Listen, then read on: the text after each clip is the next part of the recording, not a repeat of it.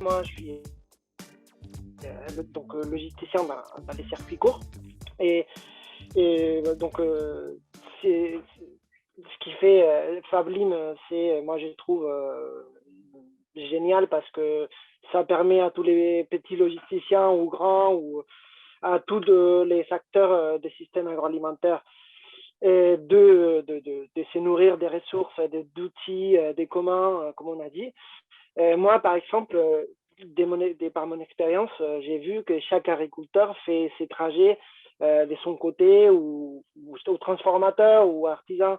Et donc, en fait, finalement, ça fait beaucoup, ça fait un gros coût des transports pour la personne qui livre. Ça fait de la perte du temps, ça fait des ressources ça fait des moyens à mettre qui ne sont pas forcément nécessaires ou qui peuvent être optimisés. Et donc, moi aussi, je vais souvent, lors de mes livraisons, au marché d'intérêt national à Montpellier.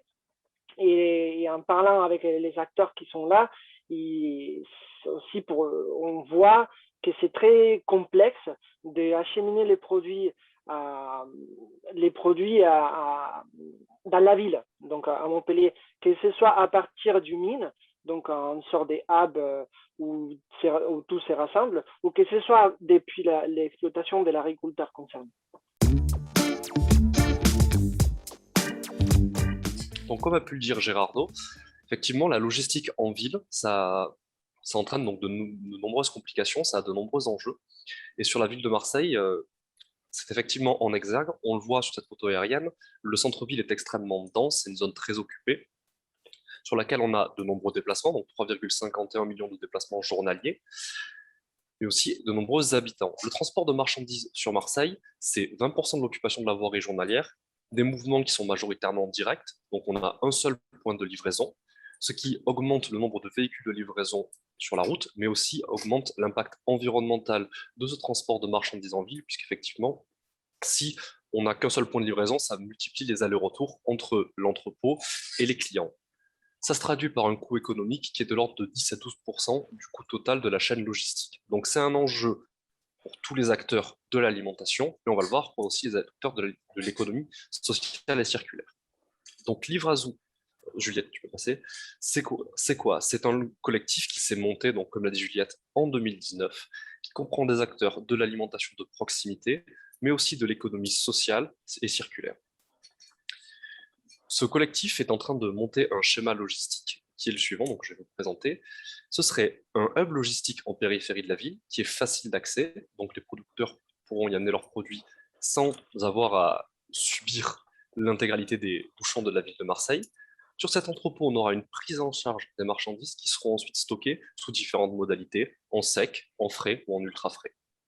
Dans cet entrepôt, on assurera toute la partie préparation de commandes pour les différents usagers de Livrazou, et on aura ensuite une livraison sous deux modalités possibles.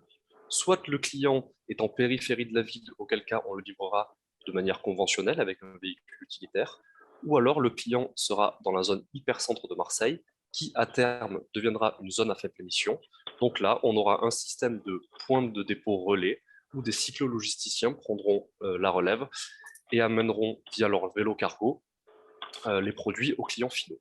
Nous avons donc décidé pour l'année 2022 de lancer notre preuve de concept qui aura pour but de fédérer les différentes parties prenantes du projet, mais aussi d'être une source de visibilité afin de démarcher de nouveaux usagers et de créer de nouvelles collaborations et de nouvelles coopérations. On tient aussi à préciser que l'intégralité du modèle est tournée vers l'insertion par l'activité économique, encore une fois pour être une source de création d'emplois et une source de solidarité dans l'optique des membres qui composent donc ce collectif.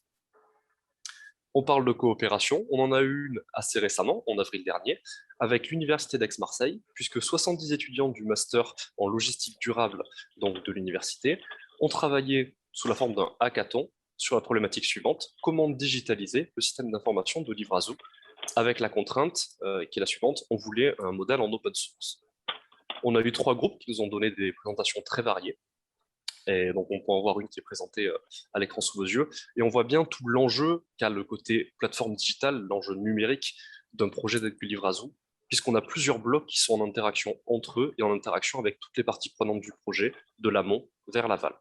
Une preuve de concept, c'est aussi un modèle économique qu'on va devoir déployer. Il est actuellement à consolider, mais vous allez le voir, il est assez précis. On a différents types de prestations qui sont personnalisables et adaptables à tout type de client. Donc on a le gros de nos clients qui seront majoritairement des clients professionnels, donc qui iront livrer des épiceries, de la restauration collective, un restaurateur dans le centre-ville de Marseille. Donc là, on a on va dire, une prestation classique avec une réception des marchandises, un stockage, puis leur conditionnement et leur expédition sous forme de palettes. Mais il ne faut pas aussi oublier qu'on a de nombreux groupements d'achats particuliers sur Marseille, donc le format, on va dire, panier de quartier, où là, c'est une préparation différente, puisque c'est du picking plus minutieux, on aura un conditionnement en plus petite quantité, et surtout, c'est sous forme de ventilation. Les produits, une fois amenés par les agriculteurs, seront directement dispatchés en panier.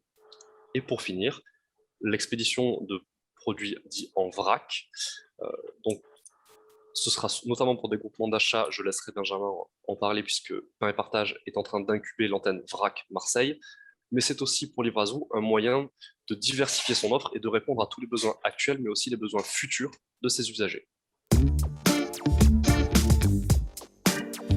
Ce projet, ça fait depuis 2 ans à peu près qu'il est en maturation avec l'accompagnement de Juliette. On est parti d'un constat simple d'opérateur, plutôt dans un premier temps d'acteur de l'insertion par l'activité économique et du sanitaire médico-social, constatant qu'on avait tous les mêmes besoins, à savoir des véhicules pour livrer, mais que nos véhicules étaient très souvent pas utilisés sur les parkings parce que on avait tous des besoins fortement localisés sur un créneau horaire, et que de fait, on était par ailleurs de plus en plus en problématique de pouvoir financer ces véhicules, notamment dans le cadre de financement public.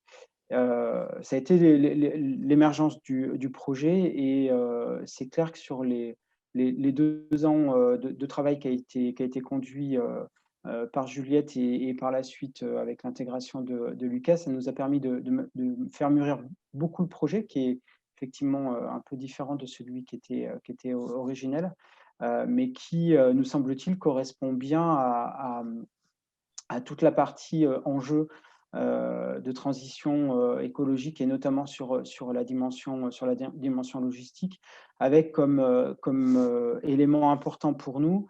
Le premier, c'est qu'il y a une vraie prise en compte du coût du service par les bénéficiaires finaux, ce qui n'est pas forcément le cas aujourd'hui avec tous les systèmes et le dévoiement qu'on a pu avoir avec la logistique à outrance qui est présente, qui s'est notamment traduit par une ubérisation de la logistique. Le deuxième point, c'est qu'il y ait une rémunération qui soit une rémunération correcte de la part des personnes qui effectuent la dimension, la logistique urbaine. Et le troisième point, qu'on n'a peut-être pas forcément beaucoup évoqué, mais qui va être un peu la difficulté ou en tout cas le cadre de contrainte supplémentaire qu'on s'est donné, c'est de voir comment on pouvait également travailler sur une logistique retour, en prenant toute la dimension déchets, biodéchets, en lien avec les partenaires du projet, à savoir les alchimistes et Lemon Tree, pour faire en sorte que le point de retour puisse être fait à plein et pas forcément à vide, et donc maximiser la logistique urbaine. L'objectif pour nous, c'est que cette expérience Livrazoo puisse s'aimer à d'autres territoires et apporter des réponses à d'autres projets émergents de logistique des circuits courts. Et c'est pour ça qu'on est très en lien avec le groupe logistique du RFT Alimentation Locale.